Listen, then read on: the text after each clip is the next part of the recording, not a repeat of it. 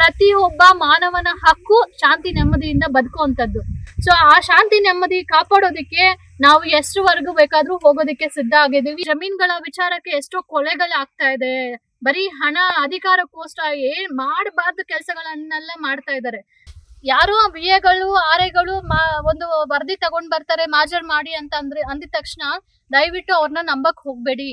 PDOಗಳಿಗೆ ಹೇಳ್ತಾ ಇದ್ದೀನಿ, ತಹಸೀಲ್ದಾರ್ಗಳಿಗೆ ಹೇಳ್ತಾ ಇದ್ದೀನಿ, DC ಗೆ ಹೇಳ್ತಾ ಇದ್ದೀನಿ. ಅವ್ರ ಮಾತುಗಳನ್ನ ಕಟ್ಕೊಂಡು ನೀವು ಬ್ಲೈಂಡ್ ಆಗಿ ಸಿಗ್ನೇಚರ್ ಮಾಡಕ್ಕೆ ಹೋಗ್ಬೇಡಿ. ಮುಂದಿನ ದಿನಗಳಲ್ಲಿ ಇದೇ ರೀತಿಯಲ್ಲಿ ಅಧಿಕಾರಿಗಳು ಮತ್ತೆ ತಪ್ಪು ಮಾಡ್ತಾ ಇದ್ದಾರೆ ಅಂತಂದ್ರೆ ನಾವು ಬೇರೆ ರೀತಿಯಾದ ಕಾನೂನಾತ್ಮಕವಾಗಿ ಹೋರಾಟ ಮಾಡಬೇಕಾಗತ್ತೆ.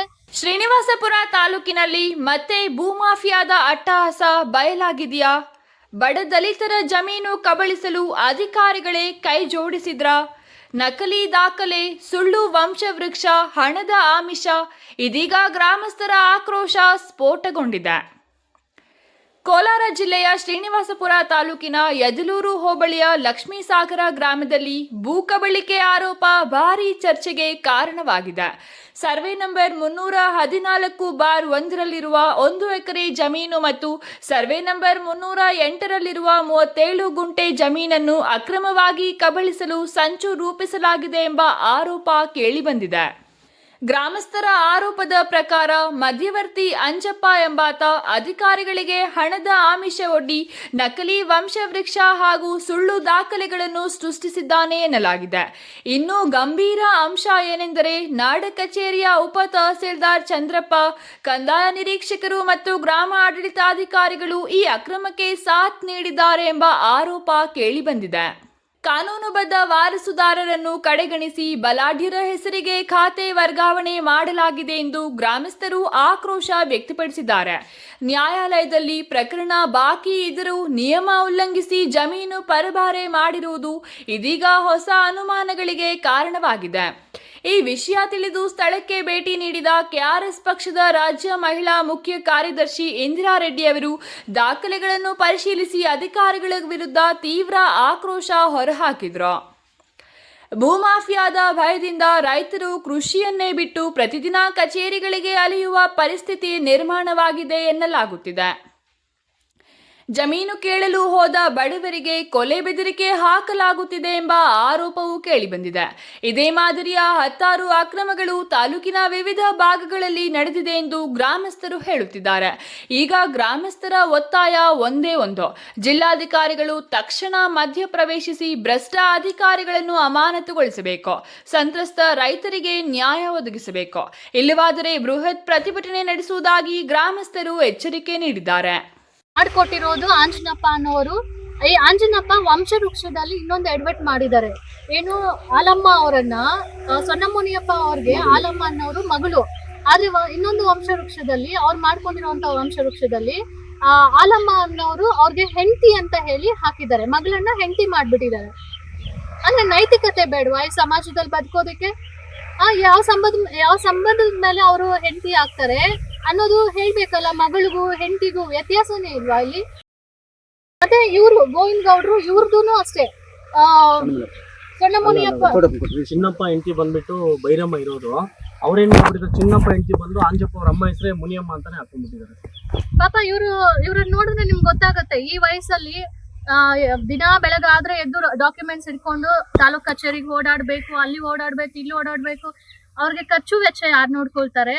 ಅವ್ರು ಸಂಪಾದನೆ ಮಾಡಿರೋದೆಲ್ಲ ಇದಕ್ಕೆ ಖರ್ಚು ಮಾಡ್ಬೇಡಿ. ಇವ್ರು ಆಲ್ಮೋಸ್ಟ್ ಇವರಿಬ್ರು ಸೇರ್ಕೊಂಡು ಲಾಯರ್ನ ಇಟ್ಟಿದಾರಂತೆ. 7 ಲಕ್ಷ ಇದೆ.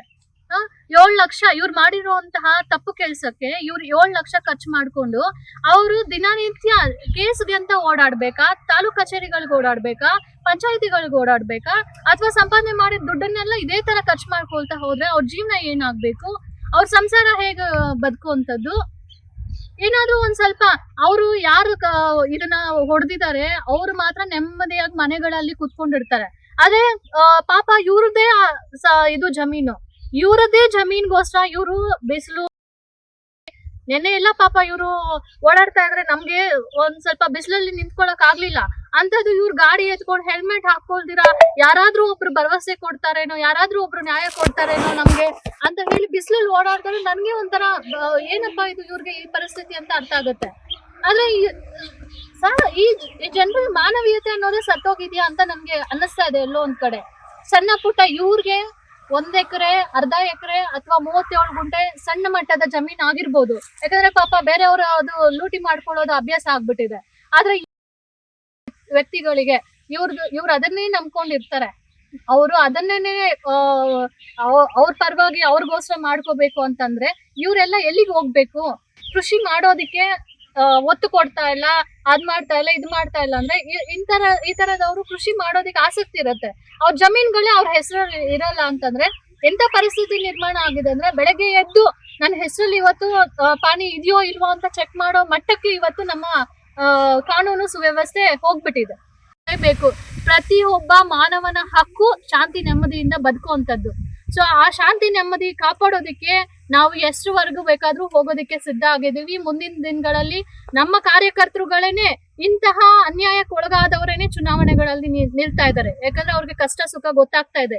ಸಾರ್ವಜನಿಕರು ಅಥವಾ ಸಮಾಜದಲ್ಲಿ ಇವತ್ತು ಇನ್ಫ್ಲೂಯೆನ್ಸರ್ಸ್ ಯಾರಿದ್ದಾರೆ ಅವರೆಲ್ಲಾನು ನೋಡ್ಬೇಕು. ಅವ್ರು ಮಾಡಿರುವಂತಹ ಕೆಲಸಗಳಿಗೆ ನಾವು ಫುಲ್ ಸ್ಟಾಪ್ ಇಡ್ಬೇಕು. ಇದೇ ರೀತಿ ಮುಂದುವರೆದ್ಬಿಟ್ಟಿದೆ. ಇವತ್ತೇನೆ ಏನು ಈ ಜಮೀನ್ಗಳ ವಿಚಾರಕ್ಕೆ ಎಷ್ಟೋ ಕೊಲೆಗಳಾಗ್ತಾ ಇದೆ. ಬರೀ ಹಣ ಅಧಿಕಾರಕ್ಕೋಸ್ಕರ ಮಾಡಬಾರ್ದು ಕೆಲಸಗಳನ್ನೆಲ್ಲ ಮಾಡ್ತಾ ಇದ್ದಾರೆ. ಕ್ಲಿಯರ್ ಆಗಿ ಎವಿಡೆನ್ಸ್ ಇಟ್ಕೊಂಡು ಇವತ್ತು ಮಾತಾಡ್ತಾ ಇರುವಂತದ್ದು.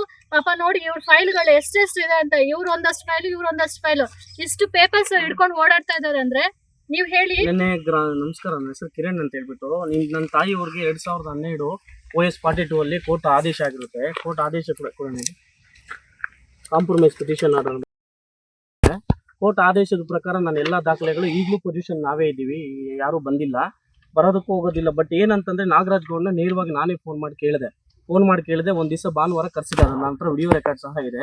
ನಿಮ್ಮ ಜಮೀನು ನೀವು ಮಾತ್ರ ಬಿಟ್ಬಿಡ್ತೀವಿ ಅಂತ ಹೇಳ್ಬಿಟ್ಟು ಸಾಕಮ್ಮ ಅವ್ರಿಗೆ, VA ಸಾಕಮ್ಮ ಅವ್ರಿಗೆಲ್ಲ ದುಡ್ಡು ಕೊಟ್ಟು ಈ ಥರ ಎಲ್ಲ ಶಾಮೀಲ್ ಮಾಡಿ ಆಂಜಪ್ಪವ್ರನ್ನ ಒಂದು SC ಒಂದು ಕ್ಯಾಟಗಿರಿ ಇರಬೇಕು, ನಾನೇ ಡೈರೆಕ್ಟಾಗಿ ಮಾಡ್ಕೊಂಡ್ರೆ ನಾನು ಫ್ರಾಡ್ ಆಗ್ತೀನಿ ಅಂತ ಅಂದ್ಬಿಟ್ಟು SC ಕ್ಯಾಟಗಿರಿನ ಸೃಷ್ಟಿ ಮಾಡಿ ಆಂಜಪ್ಪ ಕಡೆಯಿಂದ ನಾಗರಾಜ್ ಗೌಡ ಮಾಡ್ಕೊಂಡಿರುವಂಥ ಕ್ರಯಪತ್ರ ಸರ್.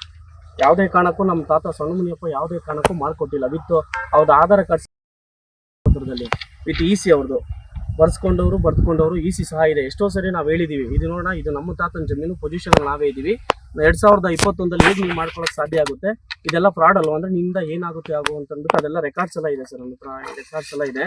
ನಿನ್ನೆ VA ಮೇಡಮ್ ಕೇಳಿದ್ದಕ್ಕೆ ಹೌದು ನಾವು ನಕಲಿ ದಾಖಲೆ ಸೃಷ್ಟಿ ಮಾಡೋದು ನಿಜ ಅಂತ ಹೇಳ್ಬಿಟ್ಟು ವಿತ್ ರಿಪೋರ್ಟ್ ಸಹ ನಿನ್ನೆ VA ರಿಪೋರ್ಟ್ ಸಹ ಮಾಡಿದ್ದೀನಿ. ತಹಸೀಲ್ದಾರ್ ಕೂಡ ಕಂಪ್ಲೇಂಟ್ ಮಾಡಿದ್ದೀನಿ. ಸ್ಟೇಷನ್ ಕೂಡ NCR ತೊಗೊಂಡಿದ್ದೀನಿ. SP ಆಫೀಸಲ್ಲಿ ಸಾಹೇಬರು ಕೂಡ ನಾನು ತಿಳಿಸ್ಬಿಟ್ಟು ಅಲ್ಲಿ ಕೂಡ ಟಪಲಲ್ಲಿ ಕೊಟ್ಟು ಕಂಪ್ಲೇಂಟ್ ತೊಗೊಂಬಂದಿದ್ದೀನಿ. ಕೋರ್ಟ್ ಆರ್ಡರ್ ಮೇಲೆ ಮತ್ತೆ ಟ್ರೂ ಕಾಪಿ ಮಾಡಿದೆ ಕೂಡ madam. Court order degree true copy ಸಮೇತ ಮಾಡ್ಕೊಂಡ್ಬಂದಿದ್ದೀನಿ. ಇದೆಲ್ಲ ನಾಗರಾಜ್ ಗೌಡು ಏನು ಮಾಡಿದ್ದಾನೆ, ಆಂಜಪ್ಪನ ಕ್ರಿಯೇಟ್ ಮಾಡಿಕೊಂಡು 5,95,000ಕ್ಕೆ ಕ್ರಯ ಮಾಡಿಕೊಟ್ಟಿರೋ ಪತ್ರ ಕೂಡ ಮಾಡ್ಕೊಂಡಿದ್ದಾನೆ ಸರ್. ಬಟ್ ಫ್ರಾಡ್ ಪತ್ರ. ಸಣ್ಣ ಮುನಿಯಪ್ಪನ ಯಾವುದೇ ರೀತಿಯಲ್ಲಿ ನಮ್ಮ ತಾತನ ಯಾರಿಗೂ ಮಾಡಿಕೊಟ್ಟಿಲ್ಲ, ಮಾಡ್ಕೊಡೋಕೆ ಹೋಗೂ ಇಲ್ಲ. ಬಟ್ ಇವ್ರೇನು ಮಾಡ್ತಾ ಇದ್ದಾರೆ, ಇವ್ರಿಗೆ ಗೊತ್ತಾಗೋದಿಲ್ಲ ಅಂತ ಅಂದ್ಬಿಟ್ಟು ನಮ್ಮ ತಾತ ನಮ್ಮ ಅಜ್ಜಿಯವರೆಲ್ಲ ಅನ್ಎಜುಕೇಟೆಡ್ಸು, ಅವ್ರಿಗೇನೂ ಗೊತ್ತಾಗೋದಿಲ್ಲ, ಪಾನಿ ಮುಟೇಷನ್ ಮಾಡ್ಕೊಂಬಿಟ್ಟು ಸುಮ್ಮನೆ ಆಗಿಬಿಡ್ತಾರೆ, ಕೋರ್ಟು ಕಚೇರಿಗೆ ದುಡ್ಡು ಖರ್ಚು ಮಾಡೋಕ್ಕಾಗೋದಿಲ್ಲ ಅಂತಂದ್ಬಿಟ್ಟು ಈ ಥರ ಎಲ್ಲ ಫ್ರಾಡ್ ಡಾಕ್ಯುಮೆಂಟ್ಸ್ ಎಲ್ಲ ಕ್ರಿಯೇಟ್ ಮಾಡಿ ನಾಗರಾಜ್ ಗೌಡ ಮತ್ತು ಆಂಜಪ್ಪ ಇಬ್ಬರು ಸೇರಿ ನಮ್ಗೆ ಈ ಥರ ಅನ್ಯಾಯ ಮಾಡಿದ್ದಾರೆ. ಆ ನಾಗರಾಜ್ ಗೌಡ ನಮ್ಮ ಮನೆ ಪಕ್ಕದಲ್ಲೇ, ತುಂಬ ದೂರ ಇಲ್ಲ ಸರ್, ನಮ್ಮ ಮನೆ ಪಕ್ಕದಲ್ಲೇ. ಆ ಕಾಲದಿಂದನೂ ನಮ್ಮ ತಾತ ಅವ್ರು ಇದುವರೆಗೂ ನಮ್ಮ ತಾತ ಅವ್ರು ಸ್ಟೇಷನ್ ಮೆಟ್ಲು ಅನ್ನೋದು ನೋಡಿಲ್ಲ. ನೀವು ಬದುಕಬೇಕೇ ಬಿಟ್ರೆ, ಅದು ಬಿಟ್ಟು ನಿಮ್ಗೆ ಸಿಕ್ಕಿರುವಂಥ ಅವಕಾಶದಿಂದ ಒಳ್ಳೆ ಕೆಲಸಗಳು ಮಾಡಬೇಕೇ ಬಿಟ್ರೆ ಈ ತರಹದ ತಪ್ಪು ಕೆಲಸಗಳಿಗೆ ಸಾಥ್ ಕೊಡಬಾರ್ದು ಅನ್ನೋದು ನಮ್ಮ ನಿಲುವು. ಸೊ ಈಗ VAನೂ ಸೇರಿದಂತೆ ಇದಕ್ಕೆ ಏನೇ ಫ್ರೋಜರಿ ಆಗೋದಕ್ಕೆ ಯಾರೆಲ್ಲ ಕಾರಣಕರ್ತರಾಗ್ತಾರೋ ಅವ್ರ ಮೇಲೆ ಇಷ್ಟು ದಿನ ಪೊಲೀಸ್ ಕಂಪ್ಲೇಂಟ್ ದಾಖಲಾತಿ ಮಾಡಕ್ಕೆ ಹೋದ್ರೂ ಅವ್ರಿಗೆ ಸರಿಯಾಗಿ ಸ್ಪಂದನೆ ಸಿಕ್ಕಿಲ್ಲ. ಸೊ KRS ಪಕ್ಷದಿಂದ ನಾವು ಇದನ್ನು ಮುಂದುವರಿಸಿ ಕೇಸ್ ಮಾಡಿಸ್ತೀವಿ ಅಧಿಕಾರಿಗಳ ಮೇಲೆ. ಯಾಕಂದರೆ ಅಧಿಕಾರಿಗಳು ಮಾಡೋ ಎಲ್ಲ ಕೆಲಸಗಳಿಗೂ ಏನು ನಾವು ಅಧಿಕಾರಿಗಳು ನಮ್ಮನ್ನು ಕೇಳೋರಿಲ್ಲ ಅಂತ ಅನ್ಕೋಬಾರ್ದು. ಯಾಕಂದರೆ ಸಂವಿಧಾನ ಜನರಿಗೆ ಎಷ್ಟು ಇದು ಕಾನೂನನ್ನು ಕೊಟ್ಟಿದೆಯೋ, ಅಧಿಕಾರಿಗಳು ತಪ್ಪು ಮಾಡಿದ್ರು ಅದೇ ರೀತಿಯಲ್ಲಿ ಕಾನೂನಲ್ಲಿ ಅವ್ರು ಸಿಕ್ಕಾಕೊಂಡ್ರೆ ಏನು ಶಿಕ್ಷೆ ಅನುಭವಿಸ್ತಾರೆ ಅಂತ ಅವ್ರಿಗೂ ಗೊತ್ತಾಗಬೇಕು. ಒಬ್ರಿಗೆ ಮಾಡಿದ್ರೆ ಮಿಕ್ಕಿದವರು ಒಳ್ಳೆ ರೀತಿಯಲ್ಲಿ ಕೆಲಸ ಮಾಡ್ತಾರೆ. ಸೊ ಆ ನಿಟ್ಟಿನಲ್ಲಿ ಇನ್ಮೇಲೆ ಆದರೂ ದಯವಿಟ್ಟು ಶ್ರೀನಿವಾಸಪುರದ ಎಲ್ಲ ಪಂಚಾಯಿತಿಗಳ ಅಧಿಕಾರಿಗಳಿಗೆ ನಾನು ಕೇಳ್ಕೊಳ್ಳೋದಿಷ್ಟೇ, ಪ್ರಾಮಾಣಿಕವಾಗಿ ಎಲ್ಲ ಜಾಸ್ತಿ ಅಕ್ರಮಗಳು ಪಂಚಾಯಿತಿಗಳಲ್ಲೇ ನಡೀತಾ ಇರುವಂಥದ್ದು. ಸೊ ಹಾಗಾಗಿ ಯಾರೋ VAಗಳು RIಗಳು ಒಂದು ವರದಿ ತಗೊಂಡು ಬರ್ತಾರೆ ಮಾಜರ್ ಮಾಡಿ ಅಂದಿದ ತಕ್ಷಣ ದಯವಿಟ್ಟು ಅವ್ರನ್ನ ನಂಬಕ್ಕೆ ಹೋಗಬೇಡಿ. PDOಗಳಿಗೆ ಹೇಳ್ತಾ ಇದ್ದೀನಿ, ತಹಸೀಲ್ದಾರ್ಗಳಿಗೆ ಹೇಳ್ತಾ ಇದ್ದೀನಿ, DC ಗೆ ಹೇಳ್ತಾ ಇದ್ದೀನಿ, ಅವ್ರ ಮಾತುಗಳನ್ನ ಕಟ್ಕೊಂಡು ನೀವು ಬ್ಲೈಂಡ್ ಆಗಿ ಸಿಗ್ನೇಚರ್ ಮಾಡೋಕ್ಕೆ ಹೋಗಬೇಡಿ. ದಯವಿಟ್ಟು ಏನು ಆಗಿದೆ ಅಂತ ಒಂದ್ಸರಿ ಪರಿಶೀಲನೆ ಮಾಡಾದ್ಮೇಲೆ ಈ ತರ ನೊಂದಿರೋ ಅಂತವ್ರು ನಿಮ್ಮ ಕಚೇರಿವರೆಗೂ ಬಂದಾಗ ಕೂರಿಸ್ಕೊಂಡು ಅವ್ರ ಅಹವಾಲನ್ನ ಸ್ವೀಕಾರ ಮಾಡಿ ಅವ್ರಿಗೆ ನ್ಯಾಯ ಕೊಡಿಸ್ಬೇಕು ಅಂತ ಅಧಿಕಾರಿಗಳಲ್ಲಿ ಈ ಮೂಲಕ ಮೊದಲನೇದಾಗಿ ನಾನು ಮನವಿಯನ್ನ ಕೇಳ್ತಾ ಇದ್ದೀನಿ ಅಥವಾ ರಿಕ್ವೆಸ್ಟ್ ಮಾಡ್ಕೊಳ್ತಾ ಇದ್ದೀನಿ. ಮುಂದಿನ ದಿನಗಳಲ್ಲಿ ಇದೇ ರೀತಿಯಲ್ಲಿ ಅಧಿಕಾರಿಗಳು ಮತ್ತೆ ತಪ್ಪು ಮಾಡ್ತಾ ಇದ್ದಾರೆ ಅಂತಂದ್ರೆ ನಾವು ಬೇರೆ ರೀತಿಯಾದ ಕಾನೂನಾತ್ಮಕವಾಗಿ ಹೋರಾಟ ಮಾಡಬೇಕಾಗತ್ತೆ. ಎಚ್ಚರಿಕೆಯಿಂದ ಕೆಲಸ ಮಾಡಬೇಕು. ಇದು KRS ಪಕ್ಷದಿಂದ ಈಗಾಗಲೇ ನಾವು ಏನು ಮಾಡ್ತಾ ಇದ್ದೀವಿ ಅಂತ ನೀವು ನೋಡ್ತಾ ಇದ್ದೀರಾ. ಮುಂದಿನ ದಿನಗಳಲ್ಲಿ ಡೆಫಿನೆಟ್ ಆಗಿ ತಪ್ಪು ಮಾಡಿರೋರನ್ನ ನಾವು ಖಂಡಿತ ಬಿಡೋದಿಲ್ಲ ಅಂತ ಈ ಮೂಲಕ ಎಚ್ಚರಿಕೆ ಕೊಡೋದಕ್ಕೆ ಬಯಸ್ತೀವಿ.